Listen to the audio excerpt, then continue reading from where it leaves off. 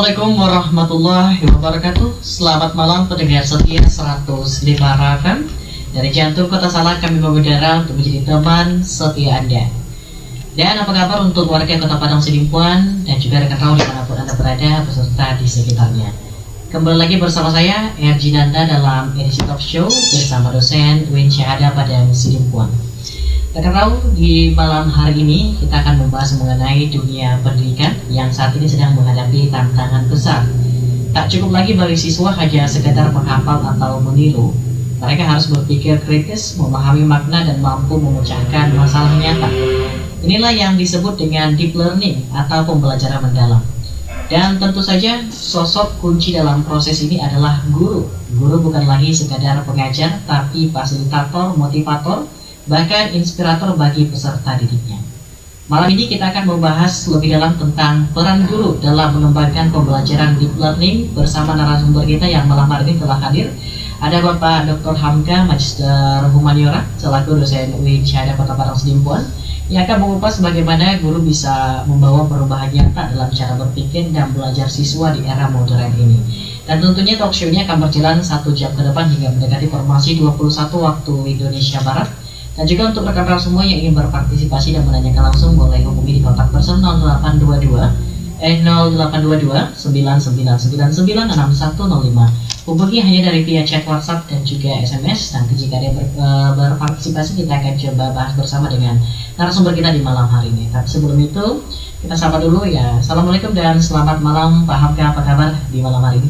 Waalaikumsalam warahmatullahi wabarakatuh. Alhamdulillah sehat. Alhamdulillah masih sehat. Dan juga rekan raw ya, karena kemarin kita ada 2 minggu maksudnya ada kendala kemarin, jadi belum bisa menayangkan talk show bersama dosen UIN Syahada. Dan ini kita kembali hadir tentunya dengan narasumber yang tak asing lagi. Memang Pak Hamka sudah beberapa kali hadir di stasiun One Petrakan.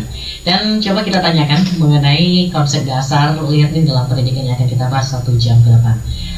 Pak Hamka, ini kan kalau kita berbicara masalah istilah deep learning, ini sering disalahpahami sebagai teknologi kecerdasan buatan di beberapa orang awam, mungkin termasuk saya mungkin yang belum spesifik memahami mengenai deep learning ini. Dan juga sebenarnya apa yang dimaksud dengan deep learning mungkin dalam pembelajaran yang dilakukan guru terhadap siswa-siswanya, Pak Hamka? Boleh dijelaskan? Baik, terima kasih Bang Nanda ya. Ya, silakan. Ya, jadi pertanyaan pertama tadi, bagaimana sebenarnya konsep learning ini? Betul. Apakah konsep learning ini yang diketahui oleh Bang Nanda tadi diterapkan oleh kecerdasan buatan saja? Baik, saudara pendengar radio FM, Raw FM yang berbahagia di malam Kamis ya. Betul sekali. Baik. Ya, memang sudah diterapkan deep learning ini pada kecerdasan buatan, dan itu bekerja sangat baik. Jika kita bertanya kepada kecerdasan buatan dengan menunjukkan satu makna lengkap, contohnya kalau hanya dibuat kata makan, dia hanya memberikan definisi secara kamus. Artinya itu namanya literal meaning. Makna literal yang diambil dari kamus saja. Tapi kalau dibuat saya makan, itu adalah makna lengkap. Lantas apa yang mau dipertanyakan di saya makan itu? Itulah yang mau dipertanyakan itu. Kata bertanya sebenarnya kritis ya. Kata lain dari bertanya itulah kritis. Artinya bertanya itu tujuannya adalah untuk mendapatkan informasi. Maka informasi yang kita maksud di sini tentu komprehensif, informasi yang komprehensif. Tidak artinya dia sifatnya menggantung. Dia harus masuk pada atau sampai pada makna mendalam. Untuk itulah ini sudah diterapkan oleh kecerdasan buatan.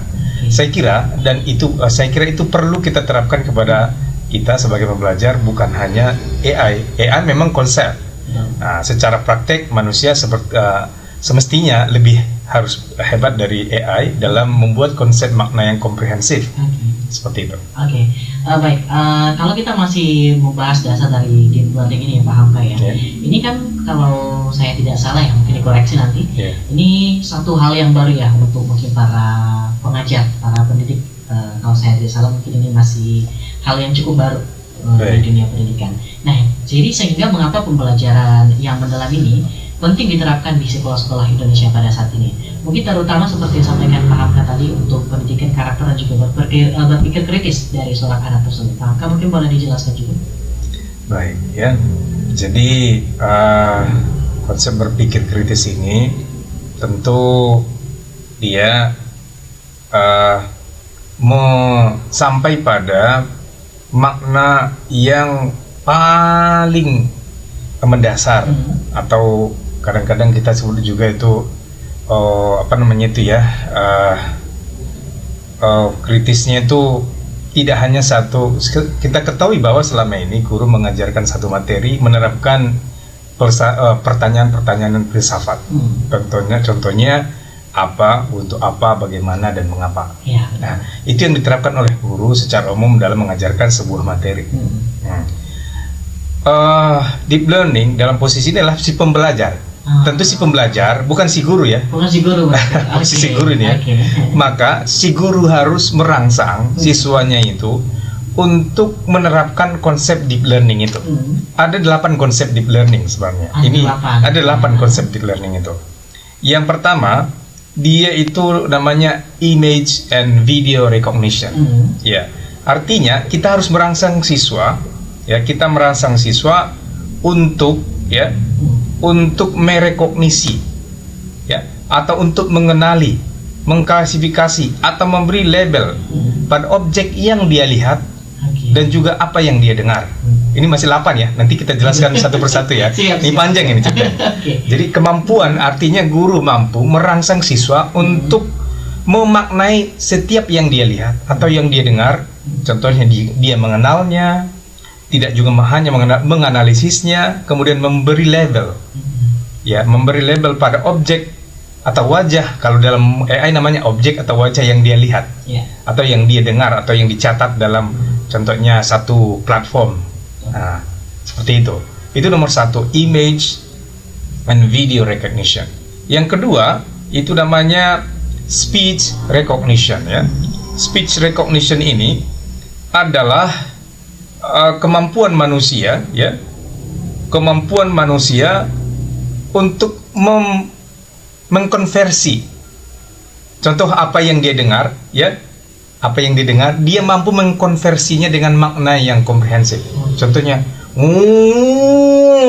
dia konversi, oh itu suara mobil atau suara motor. Dia mampu merekognisi itu, melabeli itu. Ya, speech recognition. Tadi kan ada view yang dia lihat atau image. Sampai juga suara juga dia mampu merekognisi itu. Kemudian kita lanjut ini sampai 3 dulu ya.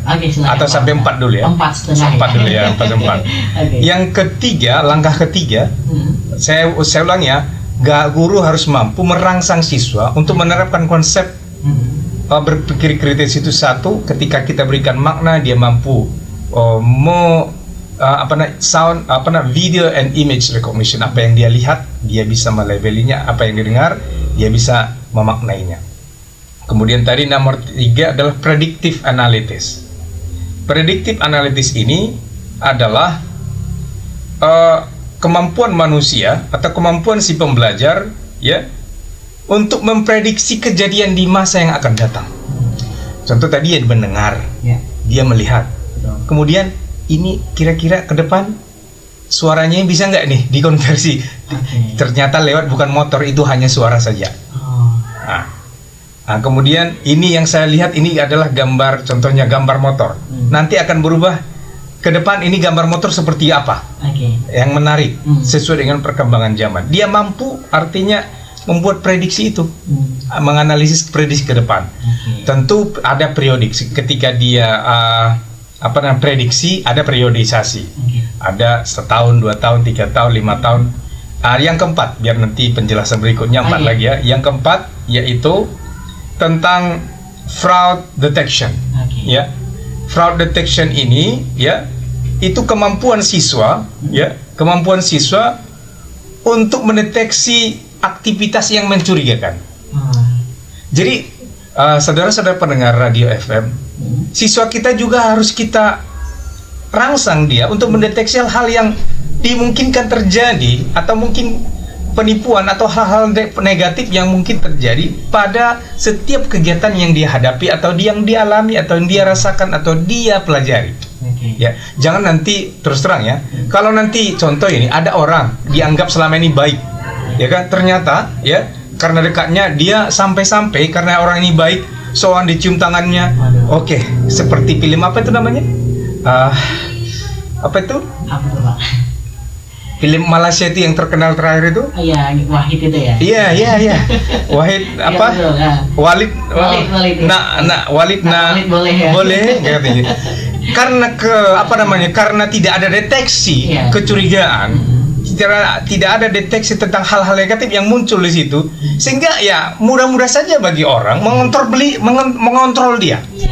Di sini maka si siswa tetap kita rangsang, mereka harus berpikiran hal-hal yang berpotensi negatif terjadi. Terus apa selanjutnya nanti itu tahap berikutnya. Baik ya. Gitu ya. Ya, siap. Ya, rekan Raul seperti yang sampaikan Pak Hamka tadi ada 8 elemen yang akan kita bahas. Dan sekarang kita bahas 4 dan kita akan jeda terlebih dahulu. Jadi untuk rekan Raul semuanya tetap stay terus dan kita akan ulik lagi tentunya hingga 1 jam ke depan hanya di One Five Rokan Your Lifestyle. One Five Rokan masih bersama RG Nanda kembali dan juga tentunya bersama narasumber kita Bapak Dr. Hamka M. Hum yang akan membahas masalah deep learning. Tadi sudah kita bahas di sesi pertama, ada 8 tapi sempat kita break 4 pertama yang akan kita jelaskan. Mungkin sekarang akan disampaikan lagi oleh Pak Hamka sebelum nanti kita sampai ke hal yang lebih mendalam lagi. Silakan Pak Hamka. Tadi kita udah mulai dengan yang pertama, image and video detection, kemudian image and video recognition, menganalisis apa yang kita lihat atau visual, kemudian speech recognition, kemudian masuk kita predictive analytic ya. Yang keempat tadi ada fraud detection. Selanjutnya kita lanjut ke yang 5, natural language processing ya. Natural language processing. Di sini natural language processing ini artinya kemampuan siswa. Kita rangsang siswa untuk bisa fokus ya. Fokus atau bisa mengerti atau bisa memproses hal-hal yang dia lihat tadi, hal-hal yang dia prediksi tadi, hal-hal yang dia katakanlah hal-hal muncul yang dicurigakan tadi, dia proses dengan kemampuannya, dengan membahasakannya agar orang bisa memahami apa dimaksudnya. Contoh, saya benci sama katakanlah sesuatu, tapi bagaimanalah saya agar bahasa saya itu manusiawi, tidak kasar seperti itu.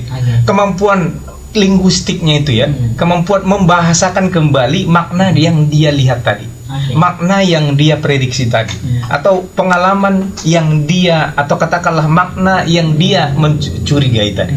Dia mampu memproses itu dengan bahasa yang mudah dimengerti, seperti itu. Ini kan bahasa Inggris tadi kan. Bagaimana supaya bahasa Inggris ini seperti apa namanya tadi istilahnya ya, natural language processing, proses membahasakan secara alamiah. Alamiah ini artinya bisa orang paham, tidak harus dengan bahasa yang tinggi-tinggi, bisa dia dipahami. Kita rangsang si anak itu menjelaskan, makanya sering kita ayo Nan, ada apa tadi, apa yang kamu rasakan, kita ungkap dia, kita rangsang dia biar dia mengungkapkan apa. Bisa jadi nanti siswa ini karena level mungkin ya, level pendidikan, bisa jadi nanti siswa ini agak kasar ngomongnya. Di situ kita bahasakan juga, kita bantu dia membahasakan yang kasar-kasar itu. Seperti itu. Artinya biar mudah lah. Artinya tujuannya sebenarnya bukan kasar halusnya ya, supaya orang mengerti atau mudah dimengerti seperti itu. Yang keenam itu adalah supply chains optimization ya.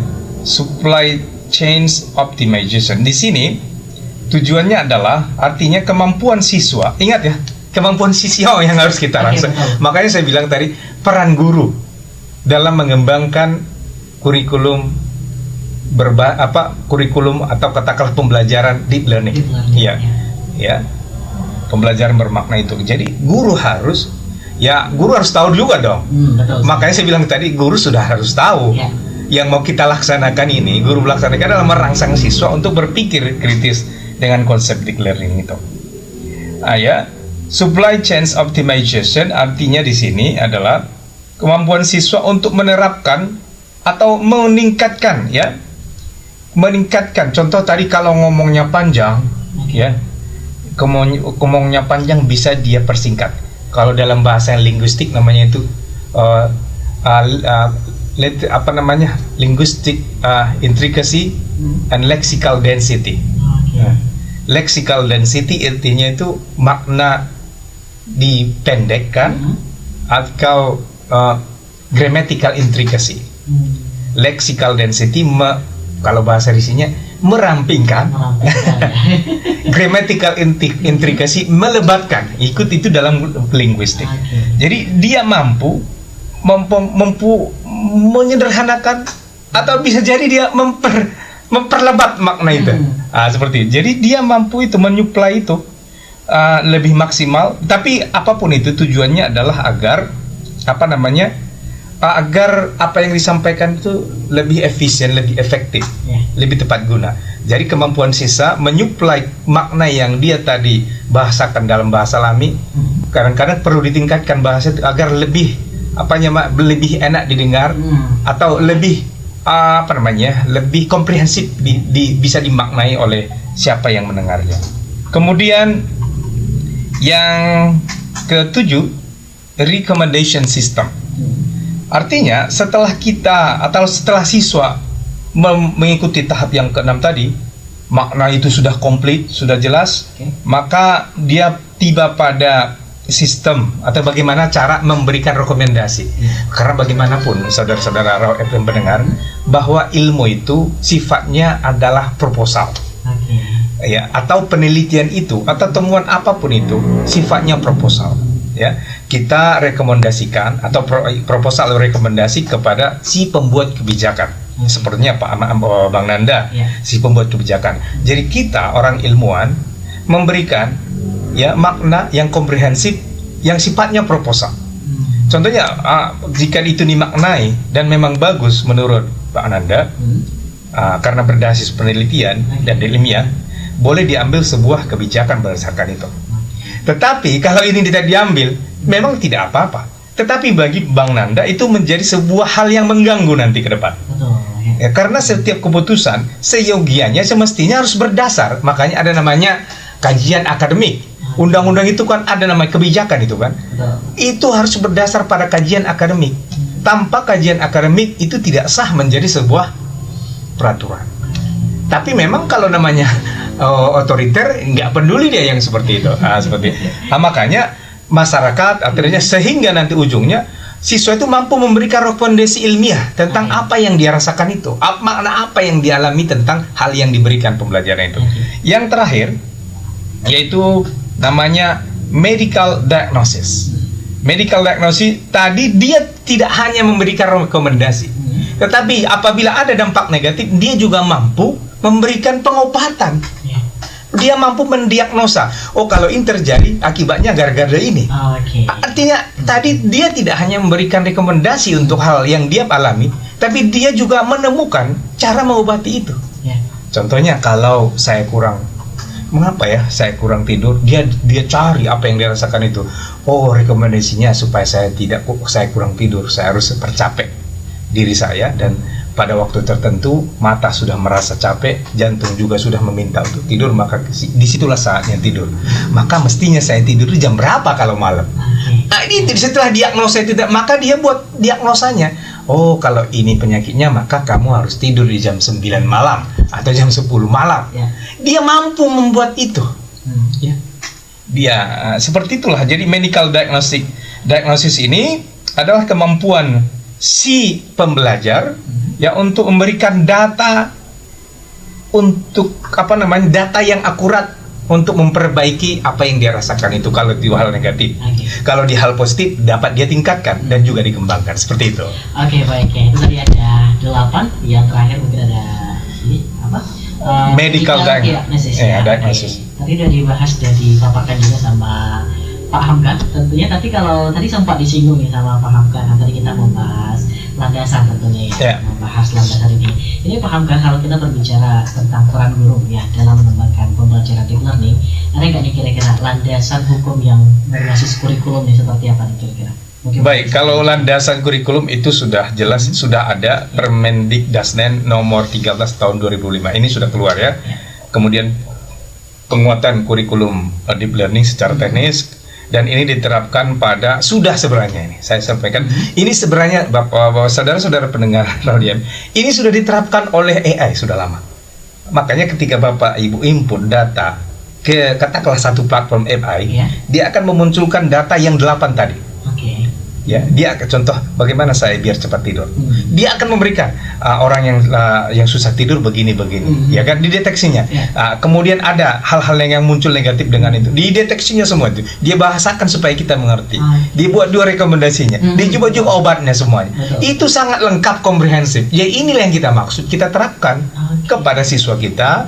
Dan ini sebenarnya inilah pengembangan berpikir kritis itu, deep learning itu. Jadi ya itulah yang secara legal standing sudah diterapkan, sudah dibuat dasar hukumnya seperti itu. Oke, baik, kalau kita sudah berlandaskan hukum, ini coba kita bareng lagi ya, ini ke peran guru terlebih dahulu. Ya, tadi kan kita sudah membahas juga, disampaikan Pak Hamka juga untuk siswanya, tadi bagaimana mereka mengaplikasinya di 8 tadi setidaknya yang harus diajarkan. Nah, ini kalau peran guru ini apakah klasternya ada khusus atau berbeda mungkin dari tingkat dasar, menengah, dan juga menengah atas nih Pak Hamka? Baik. Kira-kira apa nih yang menjadi pembeda, atau mungkin apakah sebenarnya sama aja kira-kira sebagai peran guru? Mungkin boleh disampaikan juga nih Pak Hamka. Peran guru itu tentu berbeda untuk setiap tingkat pendidikannya. Di tingkat SD, SMP, dan SMA. Ini sebenarnya deep learning ini adalah pengembangan dari kurikulum merdeka.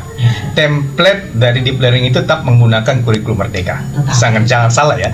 Tetap kita membawa kurikulum merdeka. Jadi deep learning ini dikembangkan pada pembelajaran kegiatan intinya. Kegiatan inti. Konstruk dari kurikulum mereka tetap kita bawa, kegiatan inti Indu, kita perlama dia kegiatan yang 8 tadi, kita pancing siswa itu di kegiatan inti ketika saat pembelajaran. Jadi tentu berbeda. Jika dia itu siswanya untuk SD, SMP, SMA, itu dibedakan berdasarkan fase. Ya dikirakan fase-fasenya, ada fase A, B, C, D, dan E, F itu ya. Iya, kalau fase A, B, C itu SD, kemudian C, D itu untuk SMP, kemudian D, E, F karena ada transisi kelas 1 itu kan transisi itu adalah untuk kelas SMA atau MA sederajat seperti itu. Tapi ini kalau paham kan kalau kita berbicara lagi tentang guru, mungkin kan guru ini menjadi pelopor yang harus kuat juga ya untuk menjalankan deep learning ini kepada siswanya, untuk merangsang terus tentunya. Karena kan kalau mungkin konteksnya di negara kita, mungkin di Indonesia seperti itu, ini kan guru ini kan seringkali terjebak dalam rutinitas administrasi mungkin yang cukup padat, mungkin kurikulum dan lain sebagainya nih. Kalau menurut dari pandangan Pak Hamka sendiri ini bagaimana kira-kira mungkin guru itu agar tetap bisa kreatif dan fokus nih untuk menumbuhkan pemahaman yang mendalam bagi siswa tersebut? Iya, betul. Tantangan guru itu dalam menerapkan ini sebenarnya ada keterbatasan infrastruktur, infrastruktur sekolah. Tapi saya kira karena perkembangan pendidikan selama ini sebenarnya dengan kondisi bos itu, saya kira tidak ada alasan sebenarnya. Tidak ada alasan. Apalagi minimal ada setiap angkatannya ada 40 orang contohnya. Saya kira nggak ada alasan itu. Mestinya sekolah-sekolah kita mulai SD sudah ada yang fokusnya. Mestinya ya, saya dengar dan observasi dan juga saya sering interview beberapa sekolah ya, mestinya memang sudah lengkap, begitu. Mestinya gitu ya.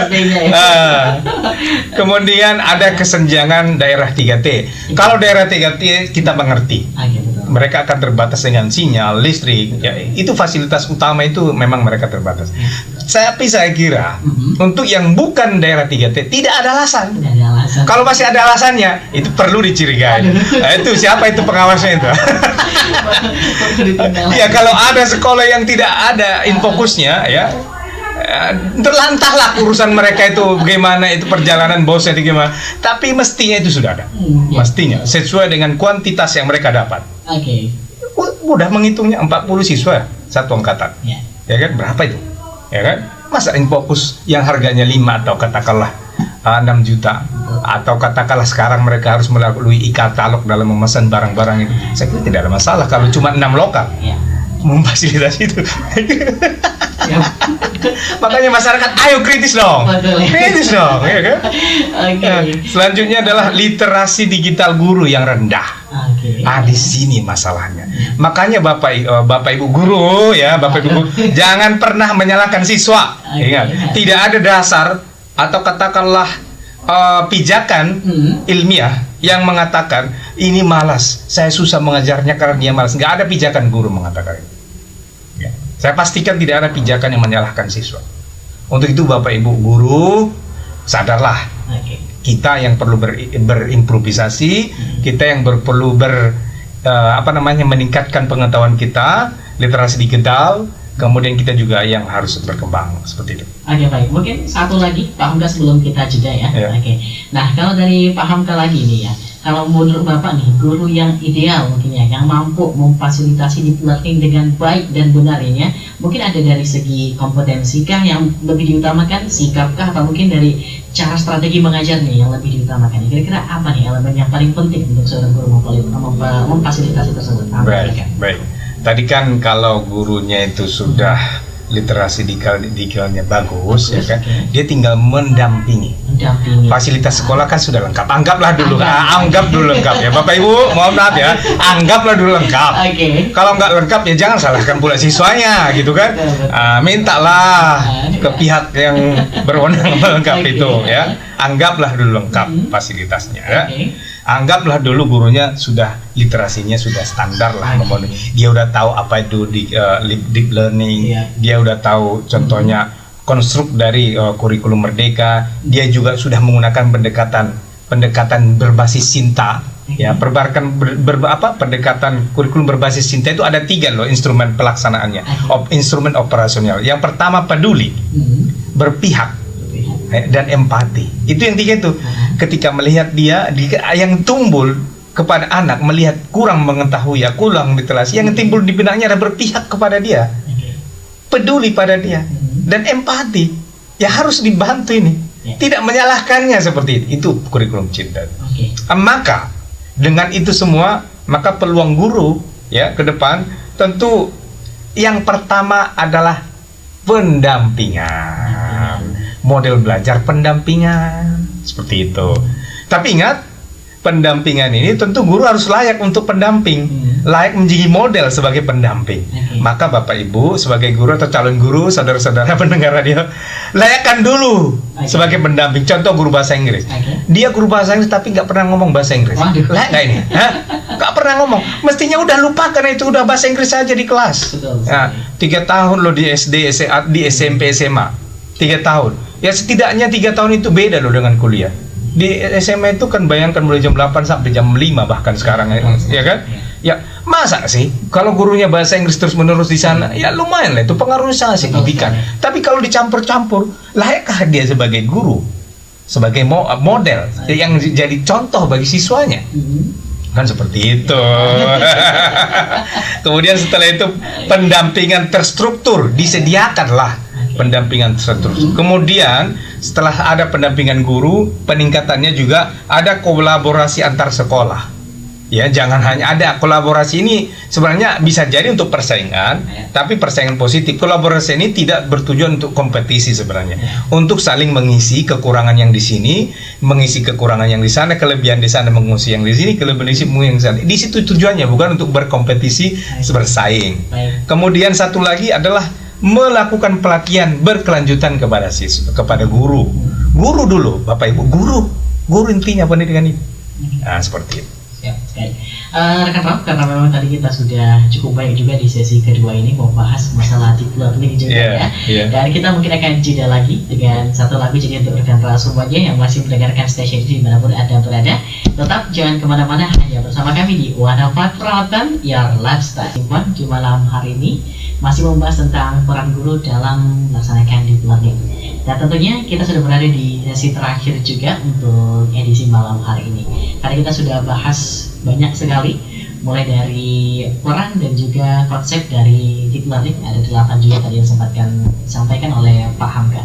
Nah, mungkin Pak Hamka, mungkin ini waktu kita gak banyak juga ya, gak banyak lagi hingga masih 21 waktu Indonesia Barat. Mungkin kita ini Pak, yang RG Ganda ingin tanyakan ke Bapak ya, mengenai ini sebenarnya bagaimana ini realitas di Indonesia pada saat ini. Karena memang kan kalau tadi sempat Bapak singgung nih, sebenarnya menurut saya ini sangat menarik sekali masalah mungkin sekolah mungkin yang belum memiliki fasilitas memadai. Nah, Anda tanyanya, question marknya itu nih, bagaimana ya guru di daerah itu bisa tetap menerapkan deep learning ini dengan sumber daya yang terbatas tersebut Pak. Kira-kira kalau dari Pak Hamka sendiri bagaimana menanggapi?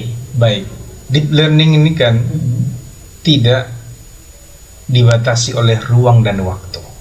Oke, itu yang pertama. 8 konsep tadi itu tidak ada batasan ruang dan waktu. Nggak dibatasi itu.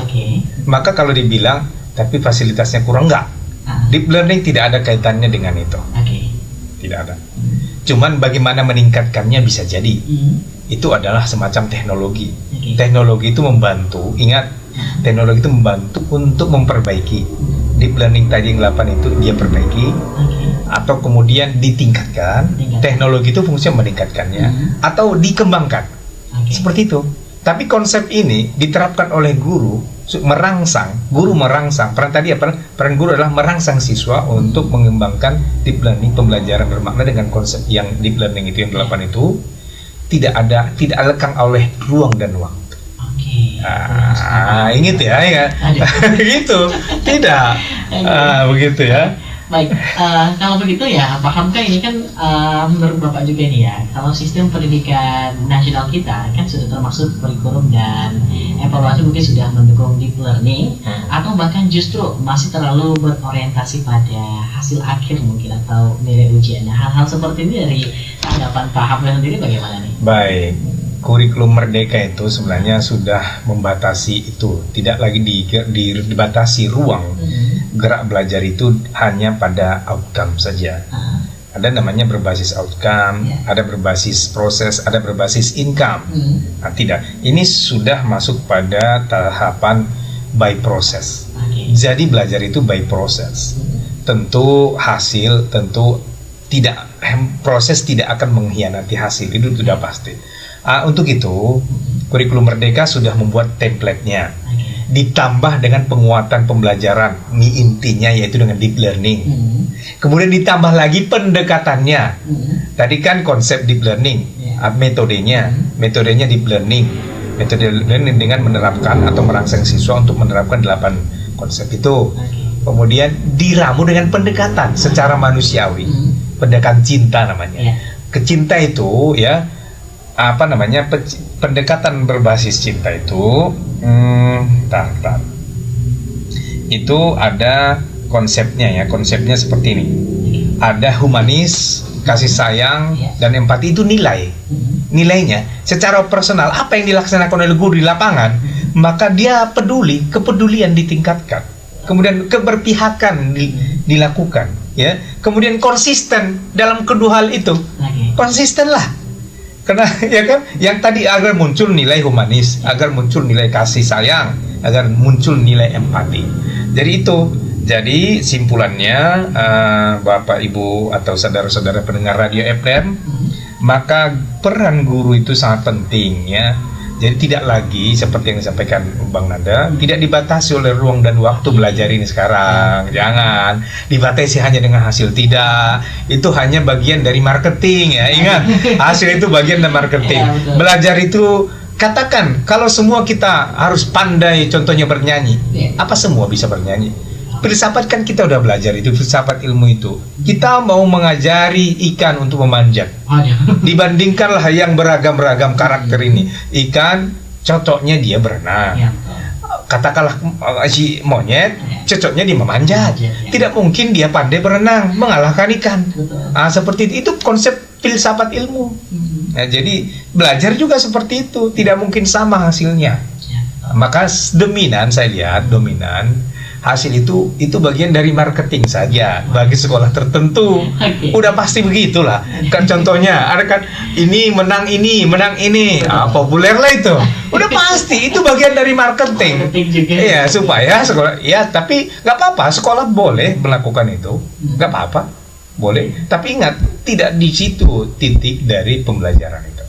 Memanusiakan manusia, itulah dari konsep belajar itu. Kemudian tentu guru harus inovasilah pembelajaran itu terus menerus dan dikembangkan, berinovasi, jangan berhenti pada satu titik.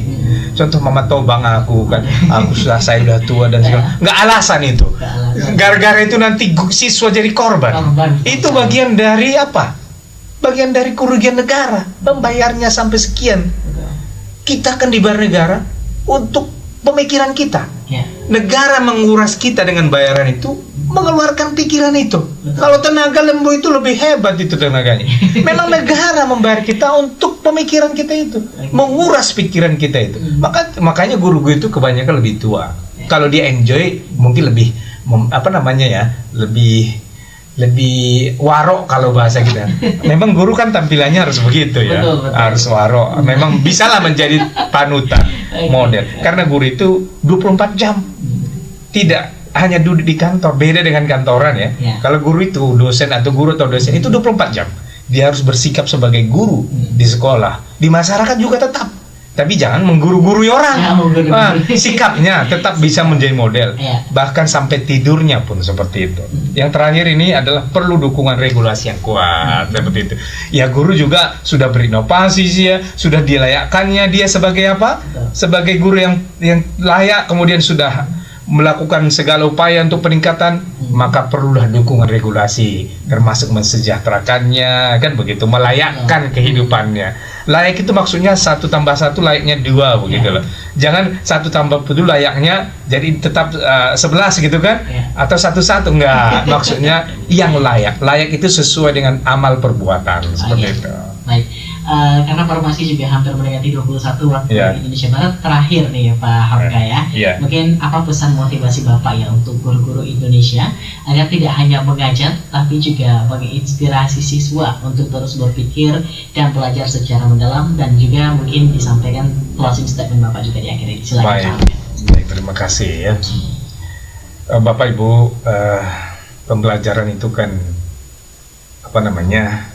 kita harus mengenal kondisi. Kita mengenal kondisi pembelajaran kita yang terkait dengan materi kita, apa yang diajarkan, kemudian karakter atau masalah pembelajaran kita pasti kita tahu, sampai dengan karakter siswa kita.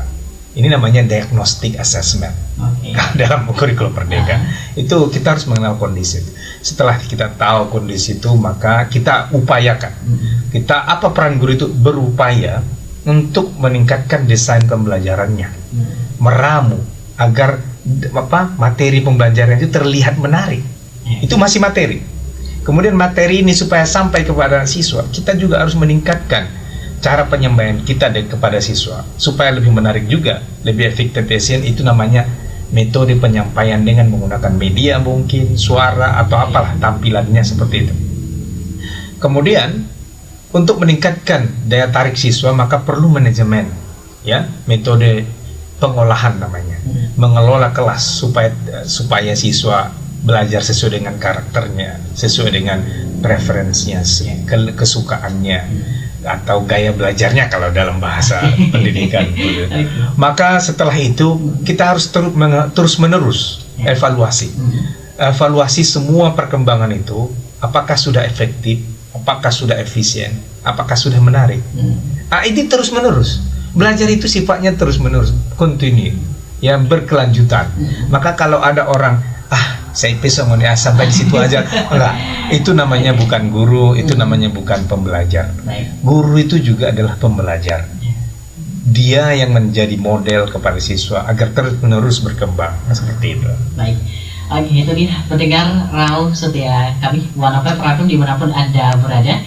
Dari perbincangan malam ini kurang lebih 1 jam, dari pukul 20 hingga mendekati 21 waktu Indonesia Barat, kita belajar bahwa menjadi guru yang disampaikan Pak Hamka juga bukan hanya soal mentransfer ilmu, tetapi menemukan kesadaran berpikir dan keinginan belajar sepanjang hayat. Deep learning bukan sekedar istilah modern, tapi cara mendidik yang membuat siswa memahami makna, bukan sekedar hafal rumus. Dan semua itu berawal dari guru, sosok yang sabar, visioner, dan mau terus belajar hingga akhir hayat juga. Dan terima kasih juga kami ucapkan kepada narasumber kita malam hari ini, Bapak Dr. Hamka, Magister Humaniora, atas pandangan dan inspirasi yang luar biasa malam hari ini. Dan saya Arjinanda pamit undur suara, teruslah belajar, berpikir, dan jadilah bagian dari perubahan pendidikan Indonesia. Wassalamualaikum warahmatullahi wabarakatuh. Sampai jumpa di edisi selanjutnya. Waalaikumsalam warahmatullahi wabarakatuh.